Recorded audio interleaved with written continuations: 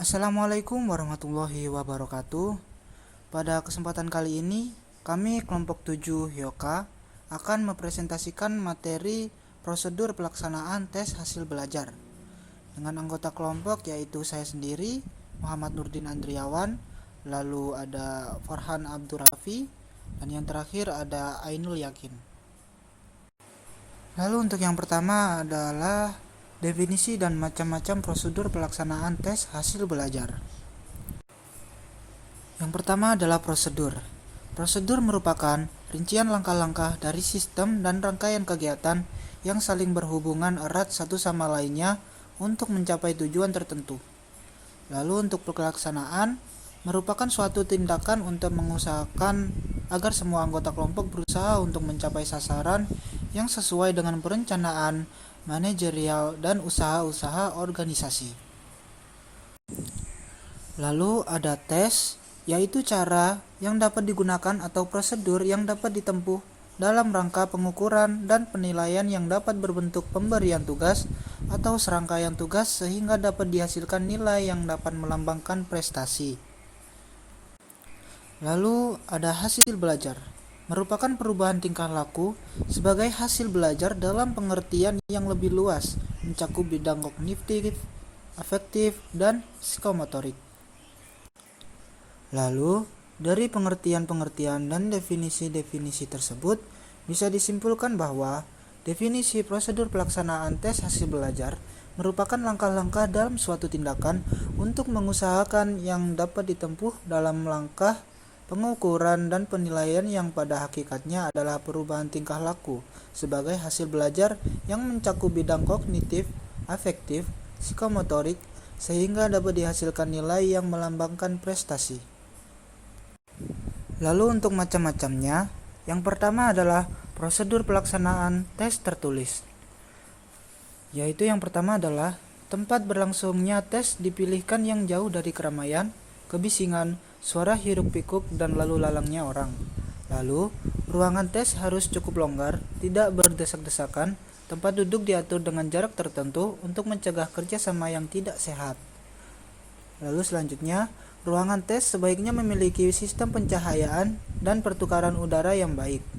Lalu, jika tidak tersedia meja tulis atau kursi yang memiliki alas tempat penulis, maka sebelum tes dilaksanakan, hendaknya sudah disiapkan alat berupa alat tulis yang terbuat dari triplek, handboard, atau bahan lainnya. Lalu, lembar soal diletakkan secara terbalik sehingga tidak memungkinkan bagi peserta tes untuk membaca dan mengerjakan soal lebih awal daripada teman-temannya.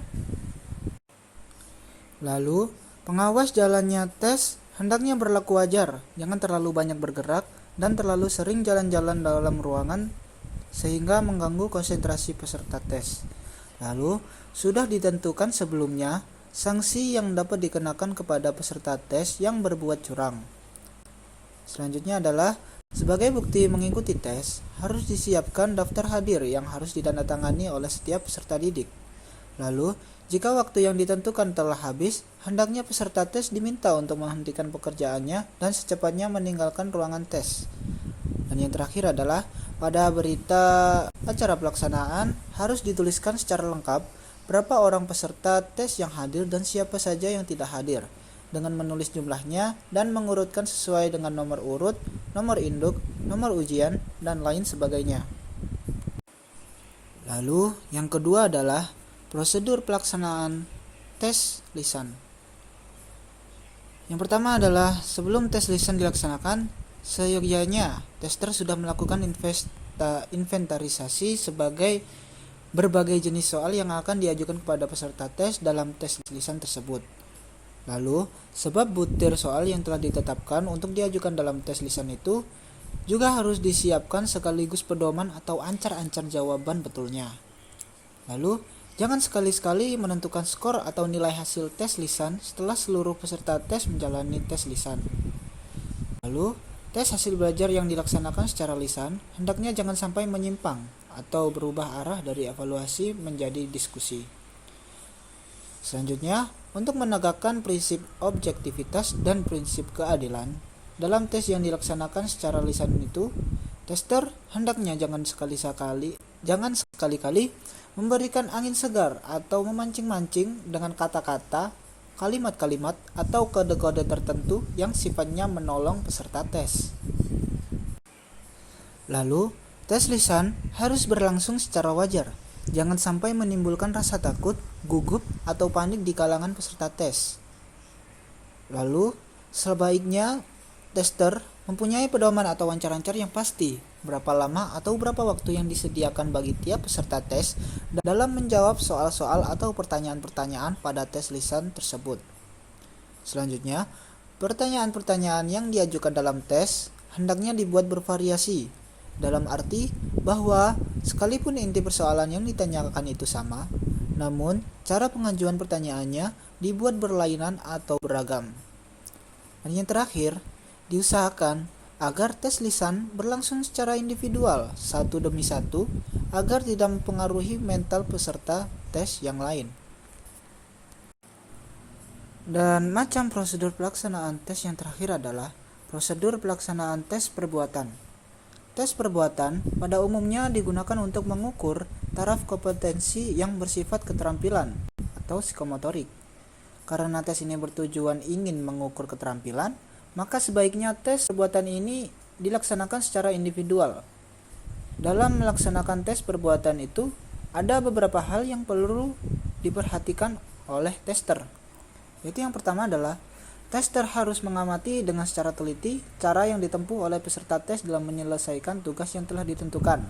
Lalu yang kedua, agar dapat dicapai kadar objektivitas setinggi mungkin, hendaknya tester jangan berbicara atau berbuat sesuatu yang dapat mempengaruhi peserta tes yang sedang mengerjakan tugas tersebut.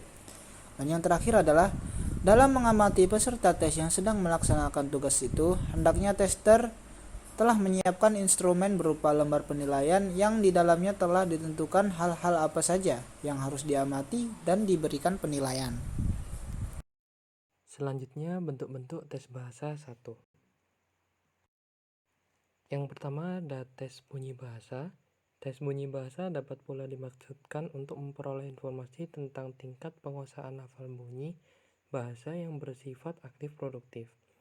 Tes ini hanya menitik beratkan pada kemampuan seseorang dalam pelafalan butir-butir tes. Contoh, mengenali bunyi bahasa, pembelajar bahasa didengarkan rekaman mengenai suatu kata dan melingkari kata-kata yang sesuai dengan bahasa Inggris atau bahasa asing lain yang sedang dipelajari. Ship, sing, nation, Rusia, dan seterusnya. Yang selanjutnya ada tes kosakata. Tes kemampuan kosakata bertujuan untuk mengukur tingkat penguasaan kemampuan tentang makna kata-kata, baik pada tataran kemampuan pemahaman yang pasif reseptif maupun kemampuan penggunaan aktif produktif. Kedua sisi penguasaan kosakata ini perlu dicermati untuk menentukan jenis tes yang akan digunakan. Contoh, pasangkanlah kata-kata berikut dengan arti yang tepat. Yang selanjutnya ada tes tata bahasa. Sasaran tes kemampuan tata bahasa adalah kemampuan memahami dan menggunakan tata bahasa yang baik dan benar. Contoh, menunjukkan asal kata tabemasu, taberu, tabemasen, tabenai. Next ada tes menyimak. Tes kemampuan menyimak dapat dipusatkan pada kemampuan memahami fakta-fakta yang secara eksplisit dinyatakan, termasuk urutan-urutan peristiwa atau kejadian, atau yang hanya dinyatakan secara implisit, mengenali implikasi dari isi teks, mengambil kesimpulan, dan lain-lain. Berikutnya ada tes membaca. Tes membaca dapat berisi butir-butir tes yang menanyakan pemahaman rincian teks yang secara eksplisit disebutkan. Rincian teks yang isinya terdapat dalam teks meskipun dengan kata-kata dan susunan bahasa yang berbeda, menarik kesimpulan tentang isi teks, memahami nuansa sastra yang terkandung dalam teks, memahami gaya dan maksud penulisan di balik yang terungkap dalam teks. Contoh, hajime mashite, watashi wa John desu. Kyonen no 5月 Amerika kara kimashita. Kaishain desu. Kaisha wa NKC desu. Berikutnya, bentuk-bentuk tes bahasa yang kedua. Urgensi tes bahasa salah satunya untuk menilai sejauh mana kemampuan pembelajar bahasa asing dalam menguasai sebuah bahasa.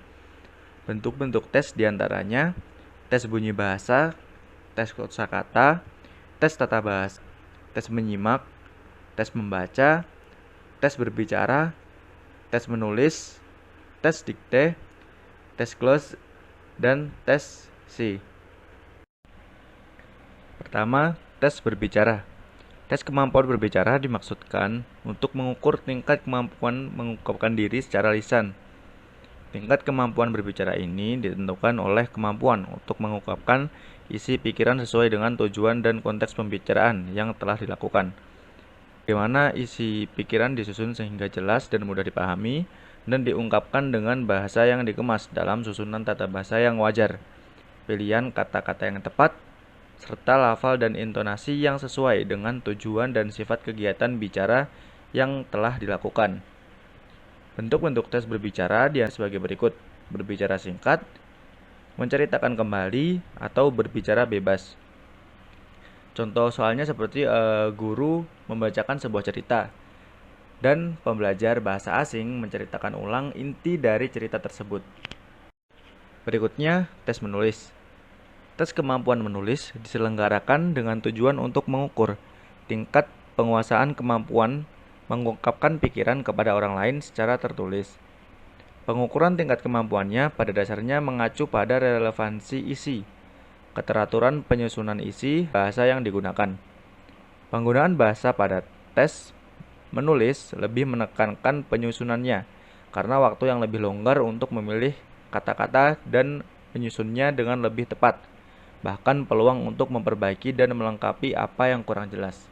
Contohnya seperti tugas menyusun alinea, menyusun berdasarkan rancangan visual, menulis surat, menulis laporan, dan semacamnya. Berikutnya, tes dikte menyangkut lebih dari satu jenis kemampuan atau komponen bahasa dan menugaskan peserta tes untuk menulis suatu wacana yang dibicarakan oleh seorang penyelenggara tes. Dalam penyelenggaraan tes dikte, seorang peserta tes hanya dapat menuliskan apa yang didengarkan dari pemberian dikte dengan benar apabila dia mampu mendengar dan memahami dengan baik wacana yang didiktekan atau kemampuan menyimak. Apabila peserta tidak mendengarkan secara utuh, ada kalanya peserta tes menggunakan kemampuan bahasa yang lain berupa kemampuan tata dan kosakata. Untuk contohnya mungkin seperti soal diberikan berupa kalimat yang dibacakan atau didengarkan beberapa kali, lalu siswa menulis ulang kalimat yang telah diberikan itu tadi. Berikutnya, tes close bertujuan untuk mengukur tingkat penguasaan kemampuan pragmatik, yaitu kemampuan memahami wacana atas dasar penggunaan kemampuan linguistik dan ekstralinguistik. Pengukuran tingkat penguasaan kemampuan pragmatik itu dilakukan dengan menugaskan peserta untuk mengenali dan untuk mengembalikan seperti aslinya bagian-bagian suatu wacana yang telah dihilangkan. Untuk contohnya seperti mengisi kata yang hilang pada suatu kalimat atau suatu bacaan. Adapun tes C merupakan bentuk pengembangan dari tes close. Seperti halnya tes close, tes C juga menggunakan wacana berupa teks bacaan sebagai bahan. Perbedaannya dengan tes close adalah tes C hanya menggunakan teks bacaan pendek, sedangkan tes close menggunakan bacaan wacana yang utuh. Penghilangan kata dalam pengembangan teks C dilakukan dengan formula kaidah serba dua. Misalnya, pena menjadi P, titik-titik.